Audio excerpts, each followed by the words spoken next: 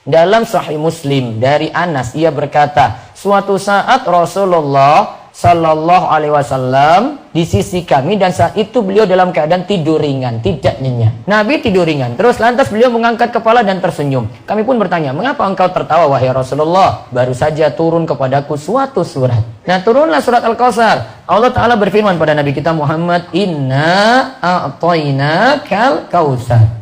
Nah, kemudian beliau berkata, tahukah kalian apa itu Al-Kautsar? Allah dan Rasulnya yang lebih mengetahui, jawab kami. Rasulullah Shallallahu Alaihi Wasallam itu bersabda, lihat, Al-Kautsar itu adalah nahrun, sungai yang dijanjikan oleh Rabbku Azza wa Jalla. Sungai tersebut memiliki kebaikan yang banyak. Ia adalah telaga yang nanti akan didatangi oleh umatku pada hari kiamat nanti. Yang setiap nabi itu punya telaga, berarti nanti umatnya Muhammad yang nanti mampir pada telaga ini. Nah, di sini tidak disebutkan sifat-sifat telaga tadi. Saya sebutkan di pembahasan lain. Bejana atau wadah untuk minum di situ jumlahnya bagaikan bintang di langit. Dan benda yang ada di langit pada malam yang gelap gulita. Itulah gelas-gelas di surga. Barang siapa yang minum dari telaga itu, maka ia tidak akan haus selamanya. Ya, dia tidak akan pernah haus selamanya. Padahal sebelumnya kita melewati padang mahsyar, baru nanti bisa menikmati telaga ini. Butuh akan minum ketika itu. Dan telaga ini nanti akan memuaskannya. Di telaga tersebut ada 2 saluran air yang tersambung ke surga. Barang siapa yang minum airnya, maka ia tidak akan merasa haus.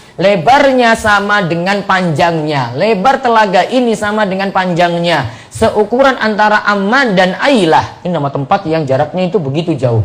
Ya, itu antara panjangnya dan lebarnya itu sama. Jauh sekali. Kemudian airnya lebih putih daripada susu. Dan rasanya lebih manis daripada madu. Namun ada dari sebagian hamba yang tidak bisa minum dari telaga tersebut. Maka aku mengatakan pada Rabbku bahwasanya itu umatku. Wahai Muhammad, engkau itu tidak tahu, mereka telah membuat ajaran baru sepeninggalmu, yaitu mereka yang mengaku umat Muhammad namun tidak mau manut pada tuntunan Nabi kita Muhammad Sallallahu Alaihi Wasallam. Ketika mau mengampiri Al-Haud, mengampiri telaga, ditolak. Mereka adalah orang-orang yang telah membuat ajaran-ajaran baru sepeninggalmu. Alias amalan yang tidak ada tuntunan ini disebut dengan bid'ah.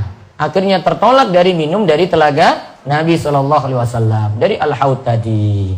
Maka itu urgensi kita itu butuh untuk mengikuti tuntunan Nabi SAW. Mengikuti beliau secara utuh dalam kita beragama. Dalam kita berakidah, dalam kita bermuamalah, dalam kita itu berakhlak, bertingkah laku, berkeluarga. Nah, itu mengikuti tuntunan Nabi kita Muhammad Sallallahu Alaihi Wasallam.